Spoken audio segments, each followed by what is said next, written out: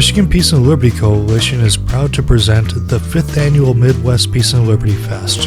It will be held at the Circle Pine Center in Delton, Michigan, just outside of Kalamazoo, starting Thursday, June 22nd, and going through Monday, June 26th. That's right, Liberty Fest is getting longer and stronger. There will be presentations, discussions, bacon duels, and outdoor activities in an environment that is both family and grown-up friendly. There will be special appearances by Jeffrey Tucker, Dana Martin, and a few of the Freedom Fiends. If you have only talked about what a free society would look like, this is your chance to live it and see it with your own eyes. Now round up your friends and family and get them registered today at mplfest.org. And there's a discount for paying with Bitcoin.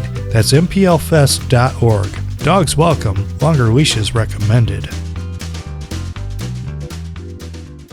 The state, the ideology of the state is a byproduct of people refusing to take responsibility for their own lives. You know, it's a byproduct of It's a byproduct of the perpetual fear mongering perpetrated upon us. Seeds of liberty, seeds of liberty, seeds of liberty, seeds of liberty, seeds of liberty, seeds of liberty, seeds of liberty, seeds of liberty.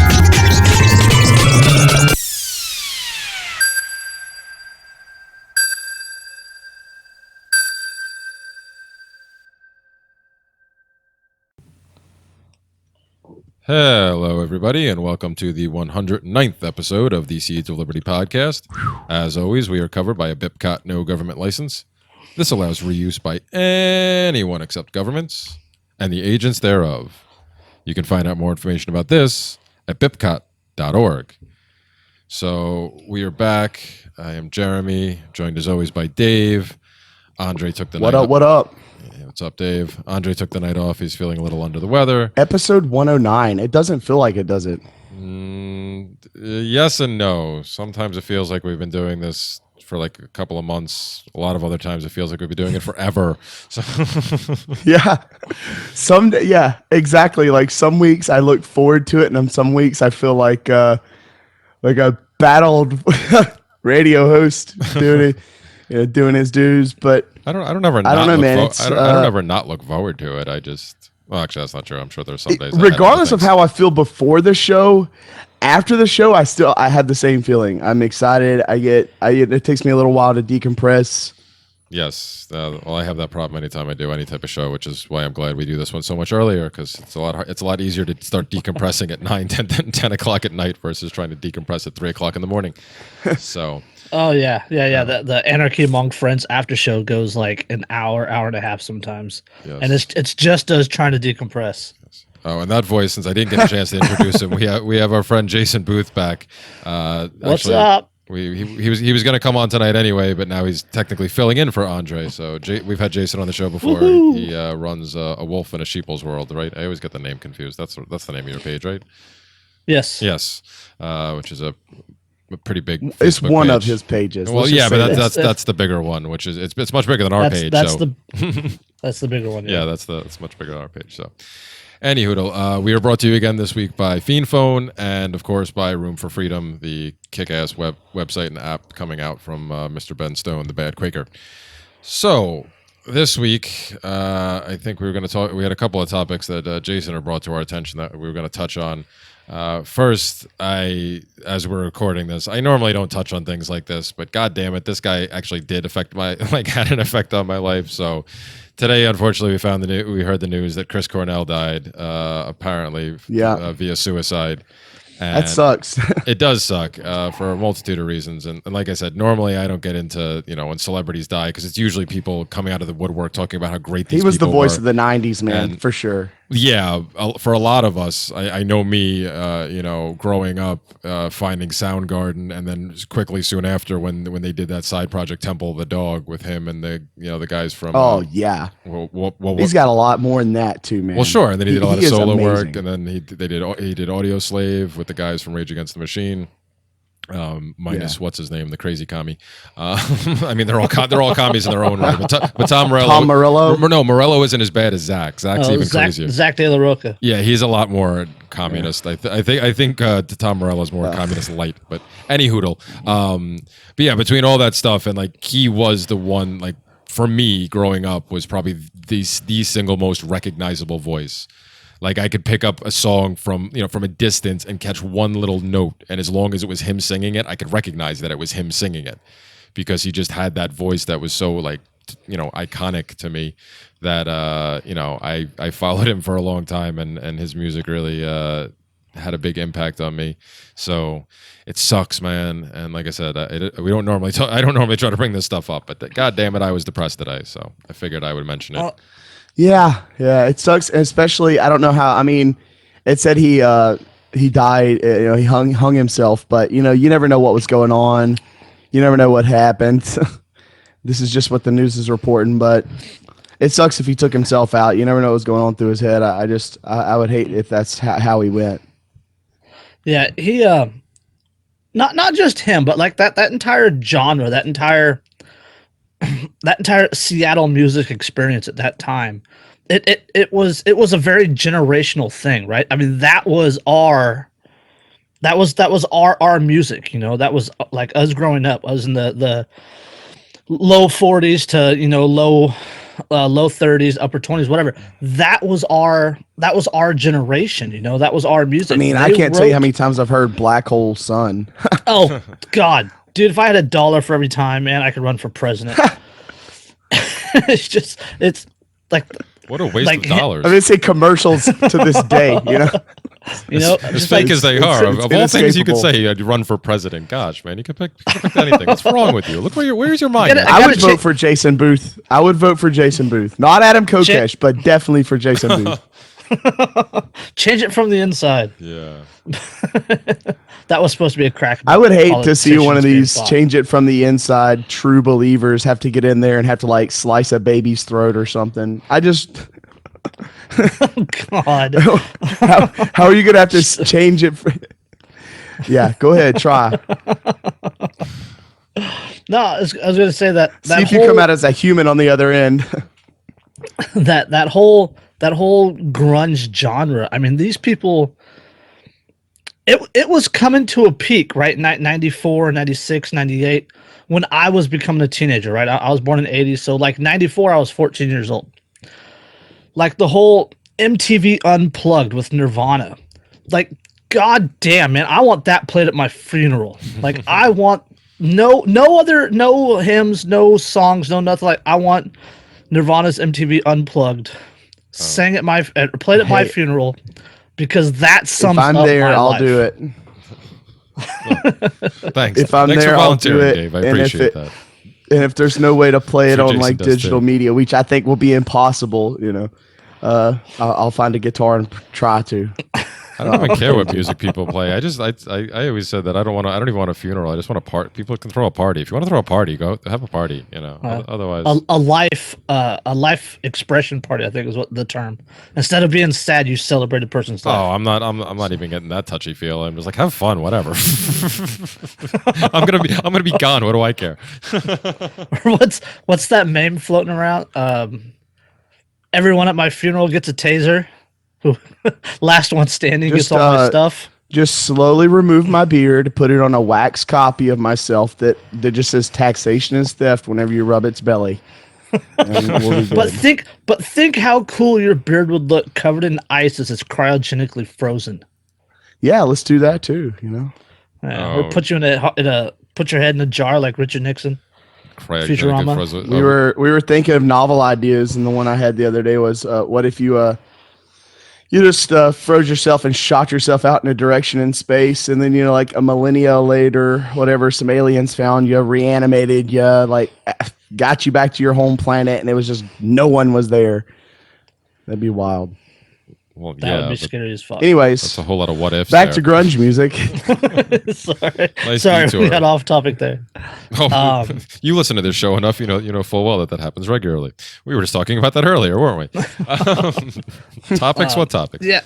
Yeah. Like you and I talked about it earlier, Jeremy, about depression and anxiety, and I read articles before, like when I was going through my depression, about these really, really famous people, like after Robin Williams took his own life, like it really hit home. Like I really understood it, the alienation of fame, right? You got these people that are rich and famous and they're looked up to, right? And they're sought after, but they're being pulled in like 15 different directions. You know, they're put on icon status, and they have to be on performance. You know, 24/7, 365. Yeah, they don't have any time to be themselves. Well, yeah, and it's also what, you know, especially comedians, they're manics a lot. They're really bad depressors because what makes comedians laugh doesn't make anyone else laugh. And what they have to do to get laughs, they hate to like their core. So they know it's their fake being an actor up doing that. I don't know. I don't necessarily about that. I think that's the majority of like the true geniuses. Like no one gets their comedy but them. I don't know. The true geniuses, plenty of them seem to do pretty well with what led up, you know, what finally was them. I don't know, unless you're talking about people like Andy Kaufman, who completely pretended to be somebody else. But I don't know, because I've heard a lot of comics talk about this and about the, you know, just the fact, because there is that stereotype that they do have certain issues, but that's because you can find you find the best material through pain, essentially. And if you can turn that into funny, then that is what is always successful, because then it's people like, you know, you can connect with people on a more personal level with your stuff, which is why so many of the greats end up with like these tremendous followings and people just, you know, people idolizing them too. But I think, I don't know, I think it's a little different when it comes to the comedian, well, at least in that regard. But overall, I've heard a lot of the same stuff that you were talking about, Jason, and you know, I mean, you hear the automatic dismissals of that as, well, it was their choice to get into this, which in most situations is true, or that they're making millions of dollars, so like, you know, what do they have to be miserable about, type of thing. And that's just a lot of people's perception of them. But yeah, you're right. I mean, it's funny because the Robin Williams thing for me too, just because I was such a big fan of his, that was one of the first times that I kind of got a very kind of looked in depth about suicide and stuff like that too, because it was like, why would somebody that successful and that, you know, had that much fame and money over the years, you know, I heard he had real bad cancer and was like, he just didn't want to go through all that bull crap and just ended it, basically. I don't know about that. I've heard plenty of different rumors. I don't think I heard that one, but yeah, like you said, I've heard a lot of them. That one makes the most sense to me. Like someone not wanting to just fade away painfully. Oh, sure. I get it. But like you said in relation to even the Chris Cornell thing, like you're just in general, unfortunately, you don't know what's going on with them, and that's why you know so many people jump to conclusions and make assumptions. It's like, well, no, you saw the stage performer. That's who you knew for the most part, whatever you're talking about. Yeah, but even that goes to what Jason was saying. It's like almost like that person's body doesn't even belong to them anymore. It belongs to like the ethos or something, and that's got to be draining. To just always have to be this tool of entertainment. Sure. Yeah.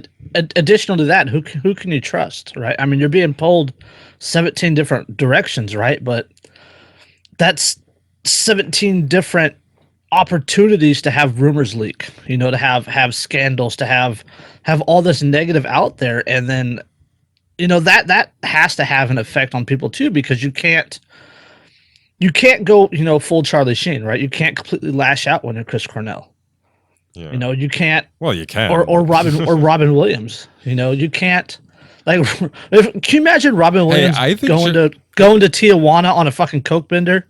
Well, I don't know. I mean, back in the day, he actually did have a pretty big coke problem, from what I remember. Like back in the mini days and stuff. Yeah. But that's how I would go out if I'm Robin Williams. Yeah, but I don't think that's the best example though, because Charlie Sheen seems to be proving that you can go out and be batshit crazy, and you can, or whether it's all an act or not, like whether he's just performing one of the greatest roles of all time. It is not an act. Well, no, there's enough evidence to suggest that no, it's not an act. But you know what I'm saying? Like, even if it was, it's like somebody like him is proving that the whole like multiple chances thing, and how they'll be forgiven and people still give money for their services, which is something I brought up in regards to my situation, which we're still not talking about. Sorry, folks. But something I said in relation to that, where I was asked if I would apologize, and you know, when it was, well, what do I have to gain from that? I'm not like some celebrity who, when people like me get railroaded, or just the average person gets railroaded,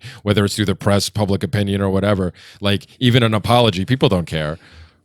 Because you were nothing to them to begin with. So what do they care? Okay, oh yeah, well fine, you apologize, but we're still going to proceed with everything else we were doing and how we feel about you. But when it comes to a celebrities, even politicians, obviously, they get a heck of a lot of chance. And these people like literally kill people, and they'll be like, a couple of years later, hey, I'm back.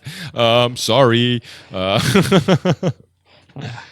So there's something to be said about the false idol premise right there. Also, people are quick to forgive their idols.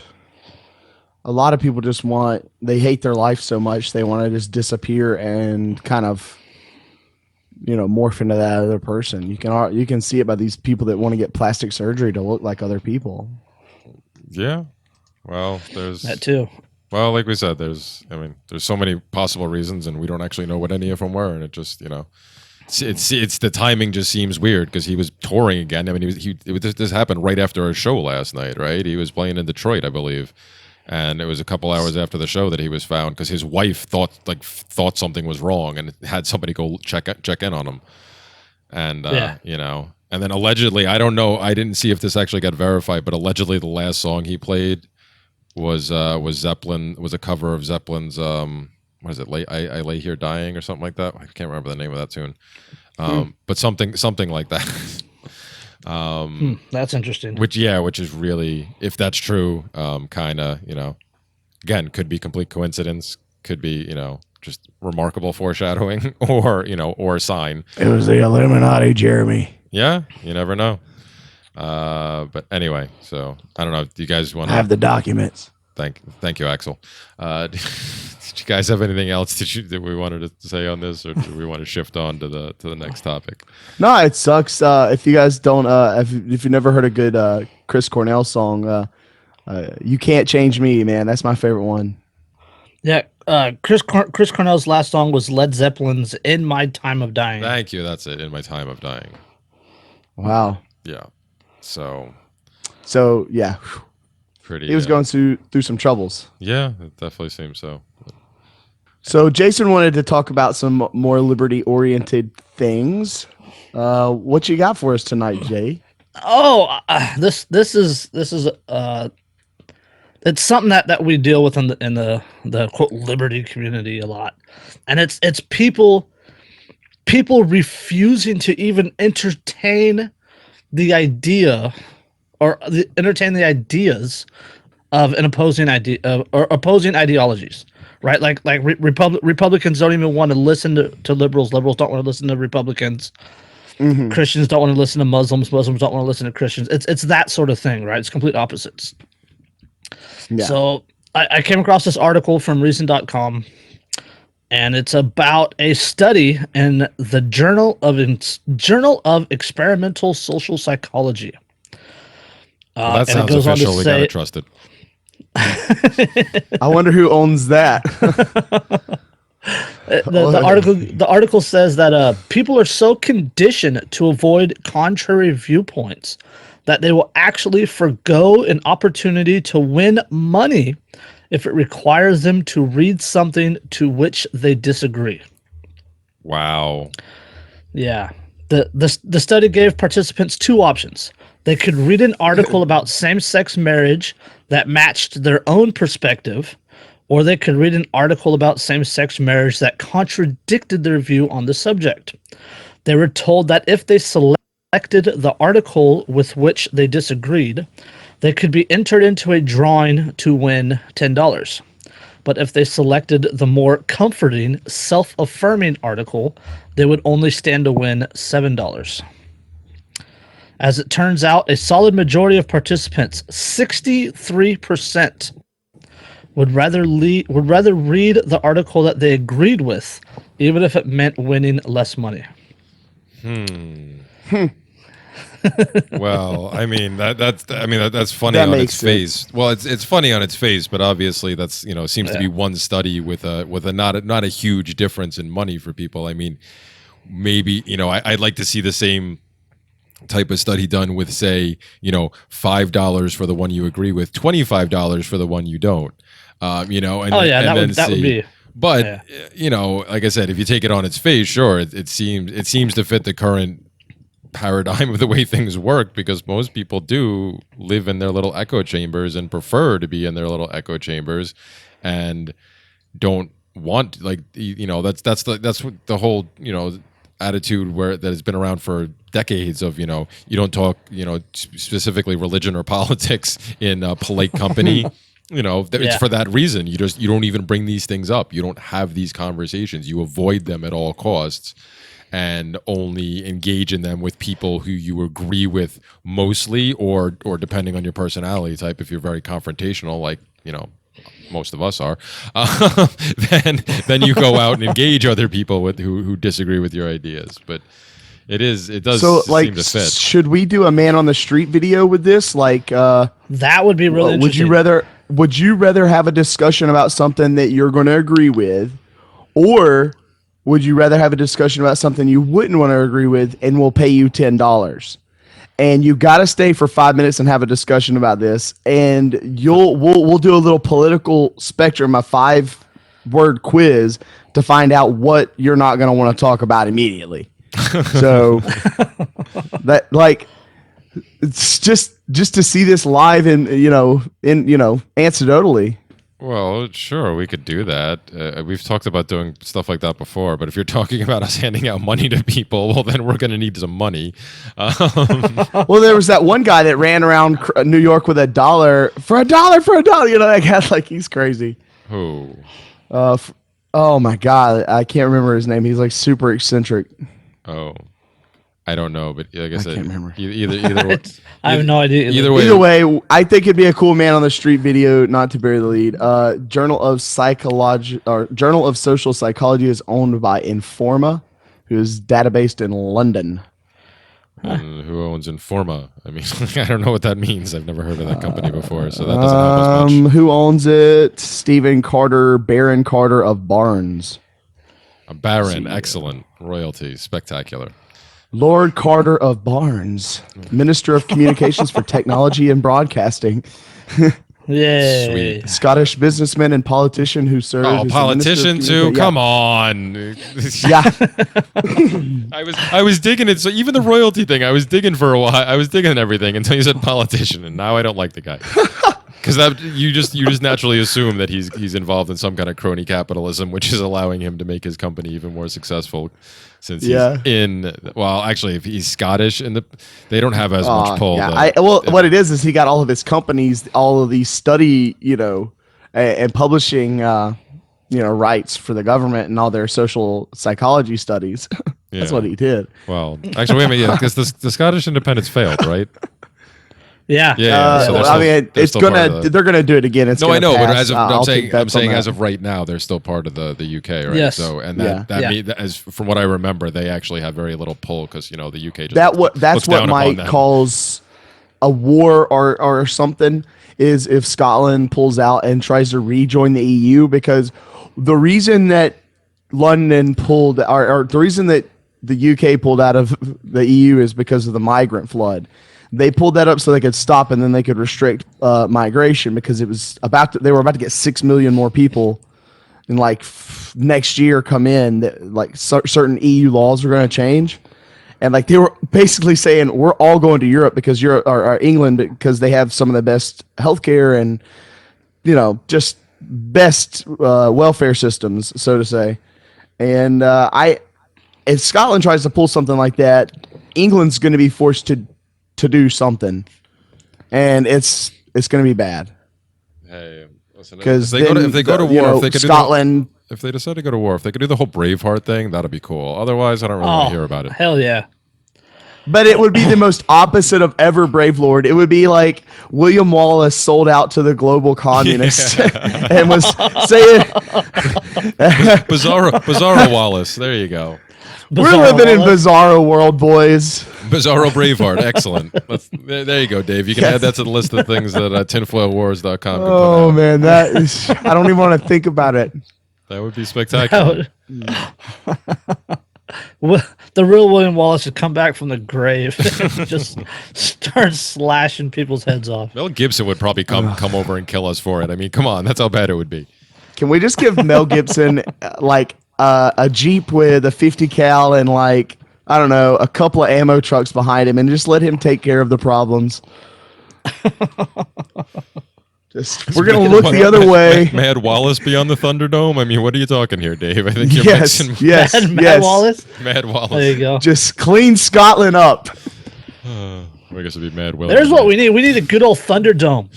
We need like an ANCAP ANCOM Thunderdome. I'm all for that. Hey, man, I've been saying... And settle disputes. I polled people on my Facebook, Jason. I said, would you vote yay or nay to move all leftists to Australia and then contain them there? And people were like, no. So nope. It's not going to work, man. You know why they wouldn't, Dan? We have to change culture so bad that they won't tolerate leftists. That's the only way. You know why they won't send them to Australia, Dave? Because that would be forcing their will on others. Oh, yeah, you're right. Yeah, well, the ones that recognize that. It's okay when we do it. Yes. If we snidely sneak it in and get you to tacitly accept it while we basically bury you and hand you the shovel and ask you to bury yourself. But if you try to stop us, oh no, thank you. That's bad. That's bad news. Moral consistency is hard sometimes, but yeah, that's what we got to stick to as voluntarists. I know, but think about all those communists on one continent. Just think of the reality television. Just think of just that. Look at Venezuela. Yeah, Look at Venezuela. That is a communist. You don't need to send utopia. people. Yeah, but that's not real communism. That's state capitalism, dude. State capitalism? No. That's just what happens when the capitalists get in control, man. Well, yes. You don't know what real socialism is, bro. But that's the point, Dave. You don't have to send anybody anywhere. You can already just look around and see it happening in real time right now. Okay, so we just send them to Venezuela so they can show all the Venezuelans what real socialism is. There we go. I just fixed Venezuela's problem and the rest of the world's problem that have socialists in them. Yeah. So somehow all we need are the helicopters. Well, yeah, there you go, Dave. Literally. Unfortunately. Literally. Yes. That's forcing people against their will, Dave. Didn't we just I cover know, this? Thought we were on the same page. Okay. No, yeah. Another point. Go ahead, Jason. Sorry, go ahead. No, go ahead. I was going to say another point from this article I wanted to make, and it's a paragraph. It says, of course, libertarian thinkers like Brian Kaplan and Ilya Somin have long argued that voters are rationally irrational.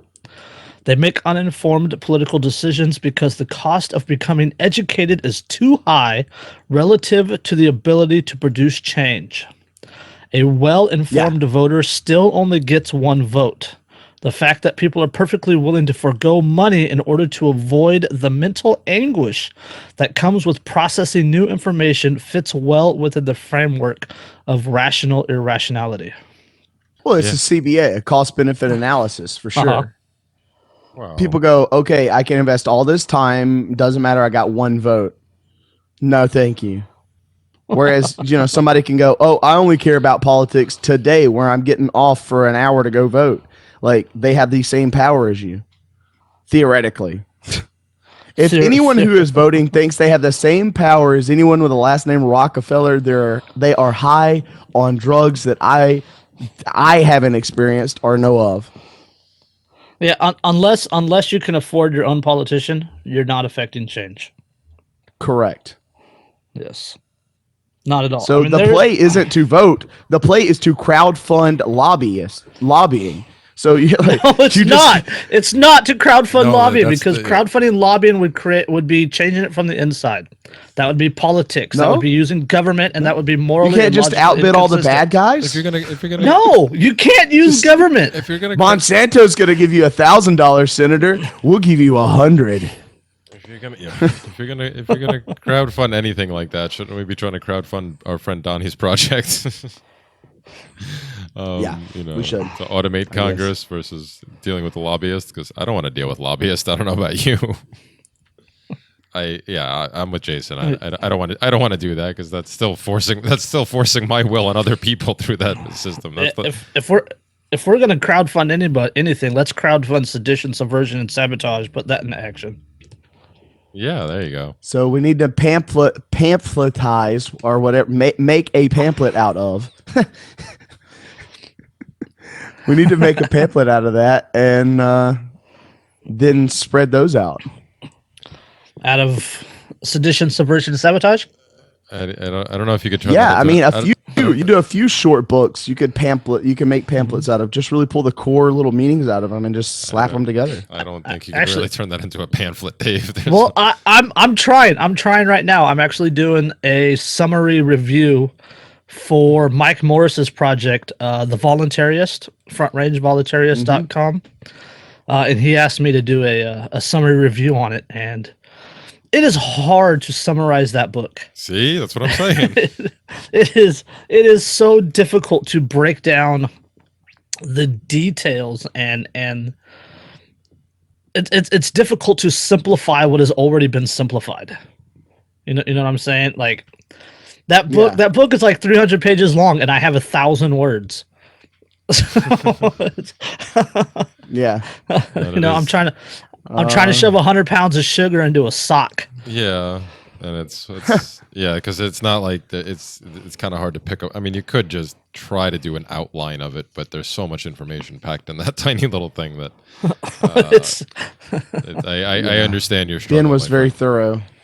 Yeah, well, he tried to pack. Well, what you do is you take every chapter, you read it a few times, and you go, okay, this was basically, if I could sum this chapter up in a paragraph, it would be this. Then you just do that for everything, and then you make a pamphlet, and then you can make it shorter by doing the same thing I just said, over and over until you get it down to one sentence. Distillation, mimetic distillation. Again, it's really hard to do with a project such as this, Dave. It's not. Have you read his book, Dave? Probably not. I've listened to the entire thing. You haven't read his book. You listened to. Well, did you listen to the whole thing, Dave? Mm. Yeah, I listened to the whole thing. Okay. It was on the It was on the RSS feed. This is true. We do have it on our RSS feed as well as. Yeah, I just listened to it. Ben's and a whole bunch of other places. I heard it on the Bad Quaker podcast as well. It was actually the second time I had listened to it. Well, there you go. I'm a big fan of Ben Stone. Most people don't know that. I just don't talk about him a lot. Well, I am too, and hopefully I'm going to get to see him in the coming weeks. So that'll be fun. Yeah, that'll be. Give him a big hug for me. He's like, I'm not a fan of celebritarians, and I'm not calling Ben a celebritarian at all. No, he would decapitate me if I called him a celebritarian. But like of all the people of all the, I don't really want to call him a leader, but like of all the well-known people in the quote liberty movement, like him, he's like the top 2 or 3 in my opinion. Like if I could sit down and have a beer with him, it would be a bucket list item. Yeah, I agree. And hopefully I'm going to get to knock that off my bucket list. Knock it off in the coming weeks. But no, I mean, yeah, we've had him on the show before. I've talked about it before. I've told him, I think, on the show before that he had a great impact on how I view things and how I look at just my activism essentially, and what I can be doing, he definitely changed my. Oh yeah, he definitely put some stuff in my head to make me really deeply consider stuff for sure. Yeah. Oh, absolutely. Like, and that's all I try to do to people is move the window so hard on them that they go, "This is ridiculous." I know I do that sometimes, and people are like, "Why? What is Dave doing?" I'm just trying to move the window on them so hard that when they go back to talk about their regular stuff, their regular life, they're just like, 5 minutes ago I was debating earth-shattering things with someone. This is now boring to me to talk about. What happened on The Bachelorette. Yeah. you know what I find really refreshing is that he is so blunt. You get a lot of the Ben is very, very blunt in what he says and what he writes. And that's very refreshing because a lot of the writings, a lot of the podcasters he writes with authority. You Yeah, know? It's like a lot of the people that speak out, like they're real flowery. You know, they waste words and they use peaceful communication and like Danilo and Luis. They like to hear Danilo cuss blows my mind. Like it absolutely blows my mind because it is so out of character for what I know about Danilo. But with Ben, it's like Ben swinging a mace, man. Those guys are scalpels. Ben comes in swinging a mace. He's ready to fuck shit I up. like Ben. I like to go for the root. I like to walk up with a shovel, stick it in their root, and then go, "Hey, what are you doing?" And then they're mad, and then I'm just digging around their roots. Yep. Pulling their roots up. They don't even realize it. Yeah, there's too many people already chopping at the branches. You know, strike the root. You have to, and it is the state. It is the state. It is the state. Well, If everyone in America, quote unquote, was focused on minimizing the state and or diminishing its role in their life, things in your communities, your families, your lives, everything would change dramatically for the better. And most people just don't get it. They think that there's just a sickness or something wrong with the state right now. They don't understand that it is a tumor. It is a sickness. It can't be fixed. Slavery cannot be fixed. They just don't get it. Well, I think it goes even further than that, Dave. You have to go one step farther and realize that the state is an inquantifiable entity, right? You can't point to it and go, "That's the state." No, that is a person in an orange vest with a shovel filling a pothole. That is not the state, right? You can't point to the library and say that's the state. No, that's a building full of books. The state, the ideology of the state is a byproduct of people refusing to take responsibility for their own lives. You know, it's a byproduct of right. It's a byproduct of the perpetual fear mongering perpetrated upon us. You know, all these people, when you talk to statists about anything, right? As soon as you mention a stateless society, they say, "But what about this? But who will do this? What if this happens? Most people who will take care of this?" Most people are single issue voters, Jason. Oh, absolutely. Most people want socialism for one thing. They don't even realize it. They want a state to administer punishment or administer their subjective feelings towards one thing, whether it be war, whether it be policing, whether it be how dogs are treated, whether it be how old ladies are treated, anything. They're going to have their flavor of socialism that they've drank so much to where they are just so used to drinking it, they don't have no flavor anymore.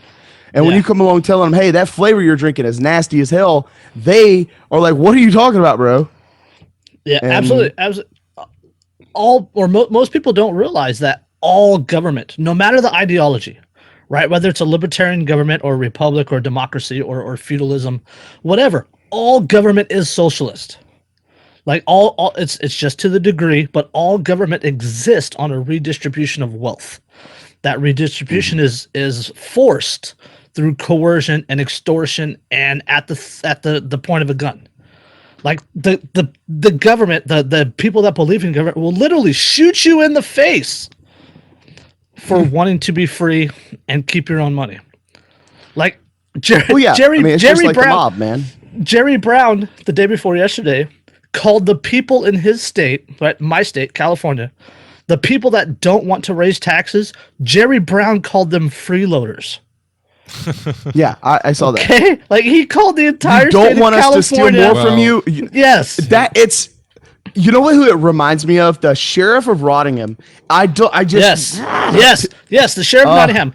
These this piety, it's like almost like a Catholic priest piety. Like, you can't pay your tithe.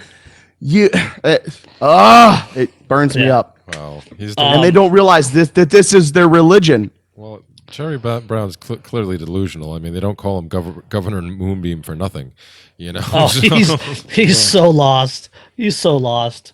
Well, no, the Robin Hood thing. Oh my God. I don't think he's obviously not that. And that lost. person's fit to rule your life. Jerry Brown's fit to rule your life. He's fit to tell you how to live, and he's fit to have men come into your private property and tell you how to arrange it, live on it, and acceptable uses of it. No, thank you. There's no way you could get any person with a thinking head on their shoulders in California to agree to that. Even a hardcore liberal. Yeah, this person should make all the decisions in my life, because if you don't know what governor means, look it up.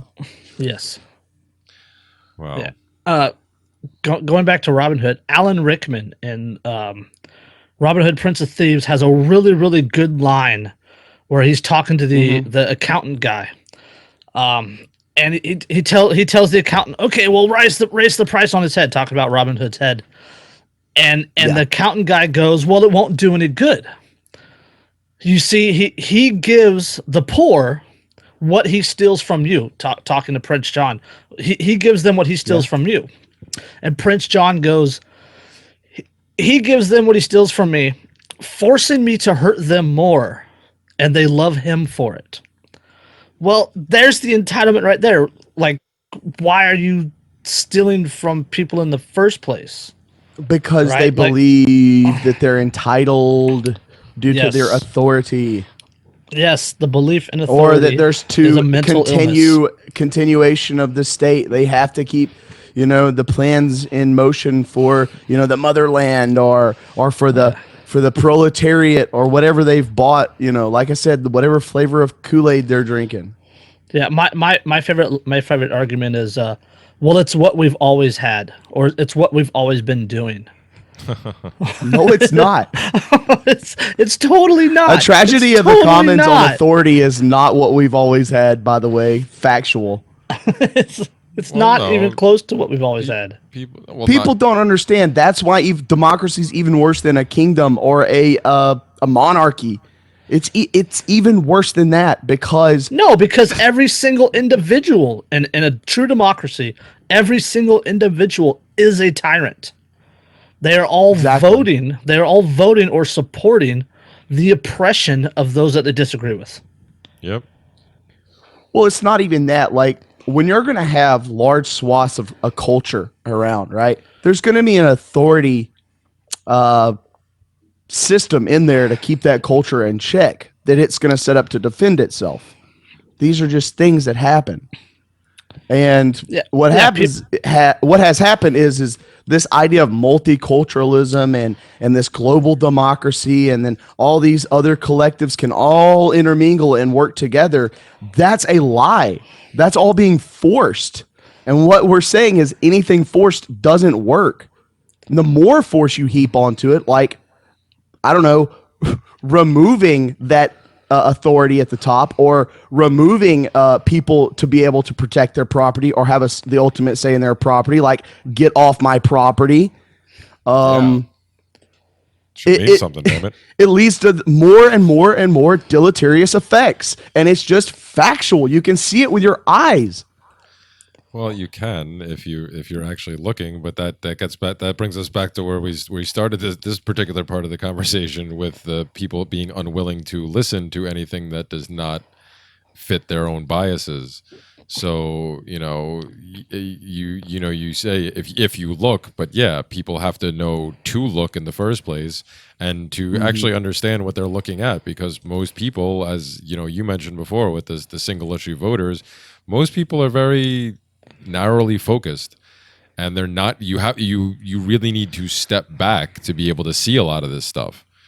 I mean, I know I did. I think both of you. Well, they've compartmentalized it so hard, Well, yeah, based on things like the idea that, well, it's always been this way, which regardless of whether that's true or false, that's what most people believe. So stuff like this becomes axiomatic. Government is there; it's going to be there. There's nothing you could do about that. So let's worry about other things, like one or two particular issues, or multiple issues. Trying to. I want to start. All right. So here's what I want to do. Do you know the test where they get a waiting room and everyone's sitting down and the bell rings, and then there's a few plants in there. They stand up every time the bell rings. Yeah. Yeah, it's the monkeys with the ladder and the bananas. Okay, all right. I'm gonna do that same experiment, set it all the way up to its completion, and then have another test experiment daisy chain behind it, where a quote unquote anarchist comes in and just goes in and sits down and refuses to stand up, but still gets called. So everyone else sees it. So That would see, that I want would to see be- what happened. I want to see what the breakdown of that is because I've never seen that. I've never seen the other end of it. Well, Dave, that would be an interesting. That would be very interesting. Looks like you have your work cut out for you, Dave. You should get on that. Damn it! I have a few social psychologists professors on my friends list. I guess I could message them and tell them to do this. There you go. Well, maybe you should ask them to do it. I don't know if telling them to do that is going to be the best method. Well, yeah, especially you're right. when we're trying You're to right. I focus on the probably lack shouldn't of do force that. here. Hey, you're gonna do this, or I'm gonna drive all the way to California. Yeah. Well, yes. Let's stop short of that. Shall I get we? what you're saying. But yeah. You should you should make a post about that and tag Sterling in it. I'd love to get his opinion on it. Yeah, there you go. We can bring Sterling back to talk about that. Somebody like that. But but like I would just like to see that experiment because obviously the monkeys aren't smart enough to have a dissenter. Eventually, any dissenter is going to get that beaten out of them. But the person, the humans aren't monkeys. So if a dissenter gets introduced into the control, there's no telling what would happen. well, Because you can watch it after a while. They all start standing up, and you can. I know. It's but insane. Everybody at 100%. I understand that, and if you end up putting the one person in there who's going to refuse no matter what, well, as you said, they may not be monkeys completely, but there's a certain mindset that the anarchist will probably get his ass beaten, whether literally or figuratively, for a while before they finally give Yeah, up. what kind of looks do you think they're going to get? Or do you think people are going to be like, hey, bud, you need to stand What up? kind of looks? And what if he's I'm like, pretty sure no, I could tell you, Dave. No, the kind thanks, of, the bud. kind of looks people will give you when you stand. I want to be I've seen those the first recently, Dave. dissenter. I'm sure you may you may understand that. I've seen those looks very recently when you're the only man in the room who believes a certain thing. I know what those looks are like. They're not pretty. Oh yeah. I don't know if you really want to see those. Was one of those guys wearing a black I didn't know if you were robe? talking about my Facebook page or your recent circumstances, but yeah, I agree on both. Yes, exactly. We'll just leave it ambiguous like that. I'll just say yes. That's my favorite answer. But like I said, I mean, we're talking about what these people need to see and trying to get them to see. But it's how do you do that when people aren't even willing to listen to opposite ideas? And our ideas aren't. You have to even mimetically opposite. just rupture their little bubble. You just got to come in and be like, taxation step and walk away. No. Honey versus vinegar. I Yeah. don't think that works with everybody, Dave. No, I don't agree. Shit gets more flies than honey, bud. No, honey versus vinegar. I'm telling you, you guys, you talk to someone, you ask them what they're worried about. You find that keystone issue, right? The one issue that they care about above all else, right? Be it the border or gay marriage or firearms or whatever else. And then discuss that from a voluntary standpoint, right? Well, this is how government affects what you're worried about. You go voluntary standpoint, what the government talks about, what voluntary standpoint, or how the government affects it, and go back and forth and ask them questions, right? Keep asking them questions until they come full circle back to the original issue. And then you go, aha, right? Well, there, now you've realized that government is the reason that this issue is an issue at all. And then from there, you can bridge to other issues. You're right. It's No, I was just trying to bait you into saying all that. No, it's time consuming and it's frustrating, you were, Dave. but it works.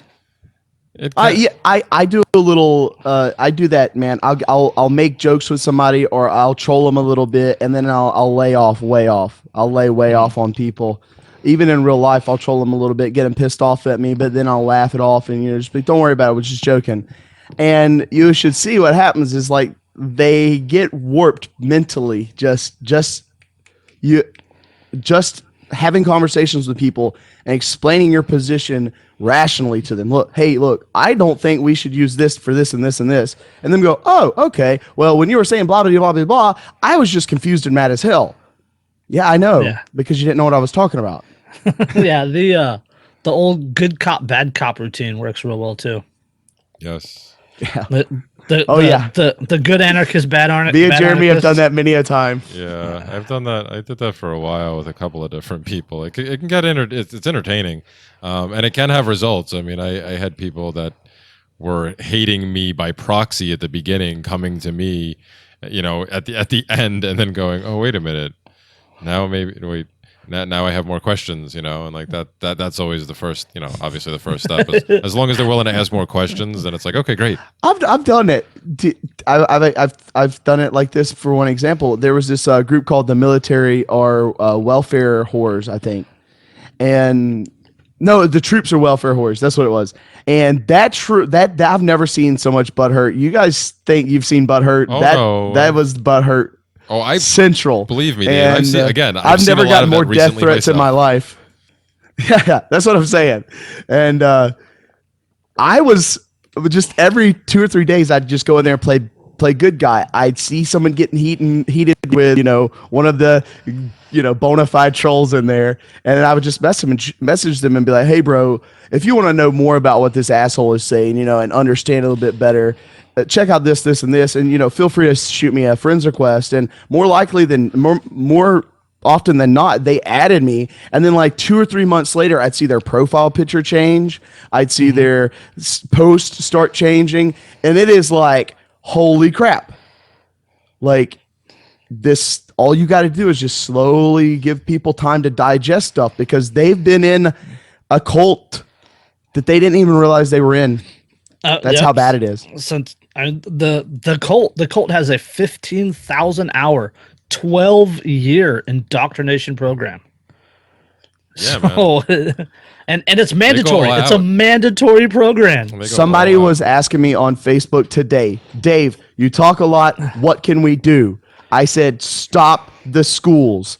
In any way, shape, form, or fashion, stop the schools." Oh, yeah, because absolutely. that's where they control the kids' minds. Yeah. If they lose one generation of kids' minds, it is over for them at this point in day and the age.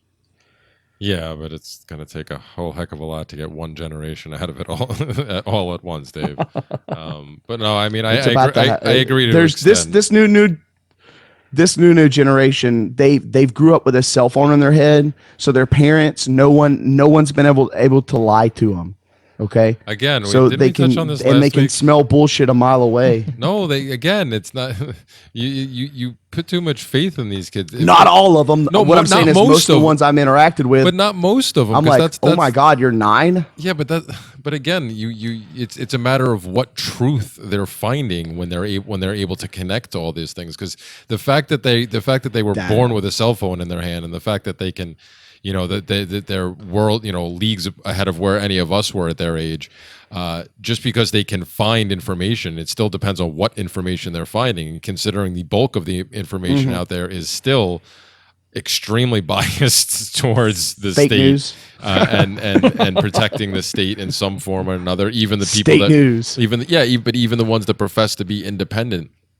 That the more right-wing types that want the independent ones that still want to get back to the Constitution, they're still like they still find ways to justify state behavior. And also, like, if that's the truths that these people are finding, or even like Wikipedia or whatever, anywhere there's bias everywhere. So just because they can access it doesn't necessarily mean that they're any smarter than any of the rest of us, because they're learning a lot of crap. That's what the whole millennial generation has been about. They know a lot of crap, but it's mostly really, really crap. That's why they're all. That's why this generation is pushing for socialism again, because they have no idea what they're fucking talking about. The information they've got, the truths that they have found out are fucking fabricated. Yeah, you may have more pessimism than I do about the younger generation. I think that there's a lot more truth seekers. I was hearing a story the other day about like a kid that had to get kicked out of class because he was like arguing with his history teacher about the New World Order, like openly. Like, could you imagine that popping off while you were in school? Like, no, teacher, this is all bullshit. The New World Order did this. my brother goes to Chico State, and he got kicked out of class for arguing the broken window fallacy with a economics professor. He was arguing for it, right? The reality of it. The economics professor was arguing the redistribution of wealth. My brother got thrown out of class. Mm-hmm. Well, you can't piss off the Marxists. I mean, they're very touchy about that, Jason. Of course, you have to treat them like a little baby, and you have to just brush their hair and get their spoon ready and say, "Here you go." I mean, a lot of Open your academia mouth. is like that. Unfortunately, you they're go. very self-important, and you can't cross them. You know, regardless of what their ideology is. Of a lot of them, they get like that, and they end up being very pompous. You know what? And Life is so weird. Like, socialists are the most angry, self-involved people that I've ever talked or really interacted with. But and like the more individualist types, the more capitalist type, they're the most like community minded, what's good for other people that you meet. And it's like they've forced this perception that it's the opposite. It's horseshit. And it's a horseshoe theory. The socialists and the conservatives and socialists, like in their mentalities and in what they believe that they're striving for, are a heck of a lot closer together than they will admit. because they're all socialists, so Yeah, it's just the degree of socialism. Well, that's what they want the socialist- state for. Yeah, socialism. what divides them. Socialism minor, socialism major. It's lesser of two evils is still evil, you know. You're right, and it's getting them to go, holy crap, this isn't really the issue at all. The state might need to be taken out of it. It's like it'd be like if you kept drinking bottled water and there was like something in each one, and you're like, this is ruining in this bottle of water, and you just took that thing out. That's what the state is, in my opinion. You take the state out, a lot of what plagues humanity is gonna go away. well, I mean, you're still gonna have absolutely people having war. You're gonna still have random people getting kidnapped and murdered and raped and whatnot. That's human nature. Okay, people are evil. Yeah, that happens. I don't think it will happen on such an organized and grand mass scale like it does now. Like, I don't think free market action would result in 500 million or 500,000 kids starving to death in Iraq. You know what I'm saying? Like, I just don't think that would happen.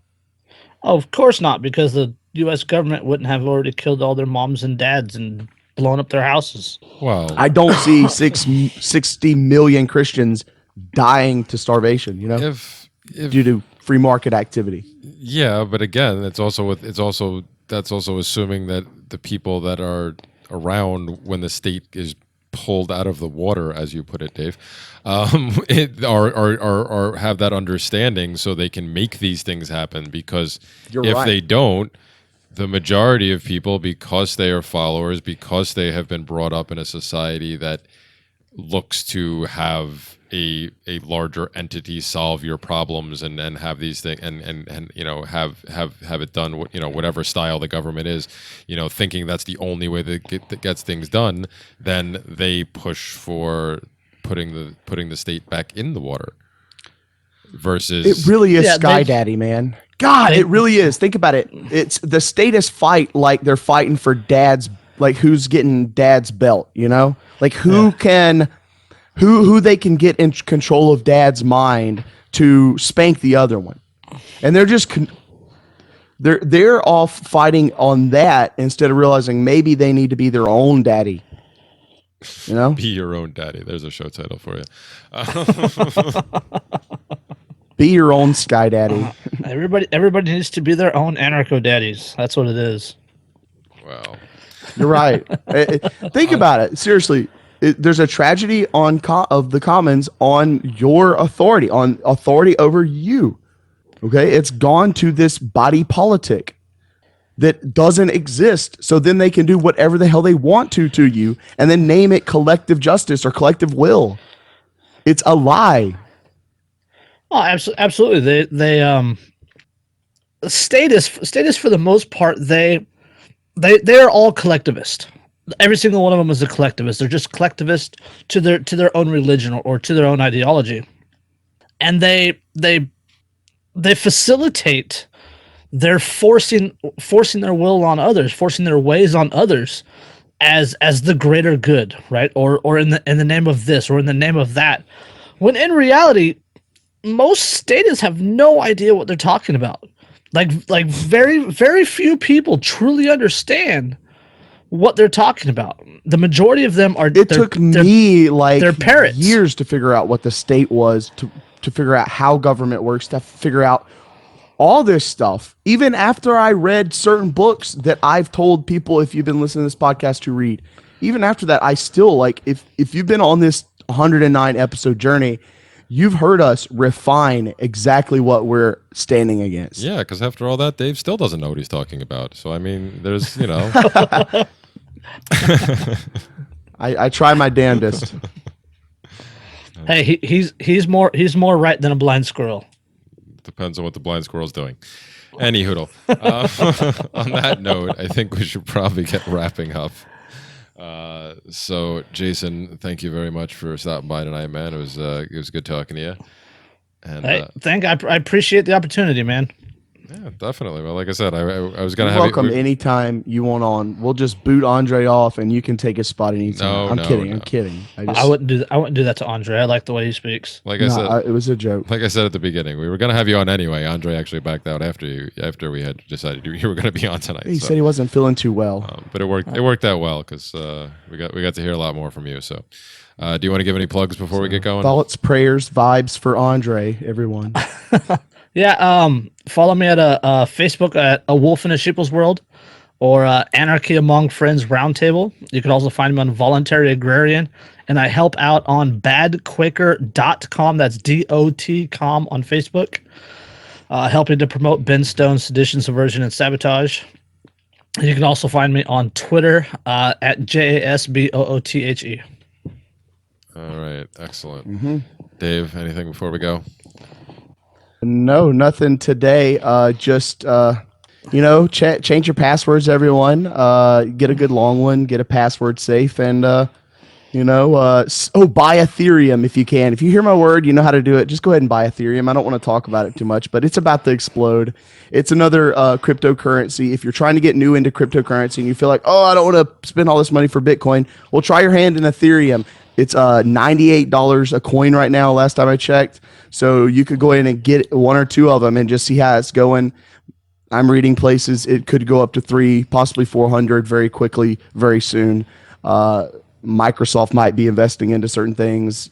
There's all kinds of stuff, hearsay right now, but that's me on this episode. If you want to try it, check into Ethereum and go ahead and buy some. All right. Well, yeah, I know a lot of the altcoins right now are actually starting to see big spikes. So yeah, it's an interesting time to be involved. So I definitely echo that. Well, I don't know about Ethereum specifically, but I would tell people that I still say buy Bitcoin right now, even if it's $20 a week. If you're not in crypto at all right now, it's definitely a good time to consider getting in, because even things like Litecoin are all of a sudden starting to see like huge jumps after being like nothing for having no movement for a very long time. So it's a very exciting time. So. All right. Well, as always, our stuff, our Patreon page is still up. We'll hopefully have another new episode out soon for that. So please consider going there and check and consider donating to us and helping us do what we do here more. Because I definitely we are gonna legitimately a new website. Yes, Dave finally found somebody to help him. About with the website, damn time. So hopefully we'll finally have that soon. 109 episodes. Finally have a website. For the time being, I don't think our website's still down, isn't it, Dave? So I don't think we can actually do it. No, there's just, you got to use the free link right now. It got disconnected. Our website got disconnected from its I'm domain moving somehow. hosting. I don't want to pay Wix anymore. They're too expensive. Well, I told you, we are one of our ads that we usually run is for Agorist hosting. I would like you to talk to Derek Slopey. I already talked to him at one point, and he said we should be able, especially if we got to a WordPress site, he said we should be able to switch over pretty easily. So we should talk to him about that. And cool. Yeah, so for right now, maybe he can do our hosting for free advertising. So I don't think he'll do it for free advertising, but his prices were more than reasonable, and he gives a discount for Bitcoin, I believe, too. So anyway, so as for right now, all of our stuff can be found, I guess, either on Facebook or Twitter, or you can go to our Libsyn page or our Patreon. You can go to the Libsyn page where you can hear all the episodes until the website itself is back up, which will hopefully be soon. And other than that, We will catch you next week. Peace. Peace out. Seeds of liberty. Seeds of liberty. Seeds of liberty. Seeds of liberty. Seeds of liberty. Seeds of liberty. Seeds of liberty. Seeds of liberty.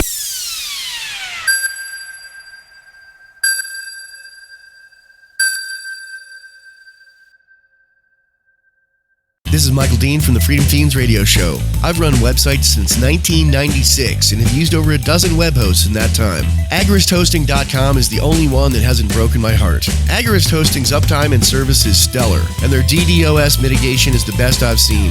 That's important because if you tell the truth in this world, you'll ruffle feathers. No matter what the haters hit us with, Agorist Hosting keeps our websites online. If you have a mission-critical commercial presence or a world-changing activism site, go with AgoristHosting.com. Cell 411 is a free app for Android and iOS that replaces government-controlled 911. Cell 411 allows you to preset a group of friends or private organizations to show up in any emergency. Cell 411 is a nightmare for the state because it proves their so-called services aren't needed. Cell 411 has had thousands of installs, and of course it's covered by the BIPCOT no government license. Cell 411 because your friends won't shoot you when you're in trouble. Without the government, who would build the emergency services? You and Cell 411. Get it today at getcell411.com. That's getcell411.com.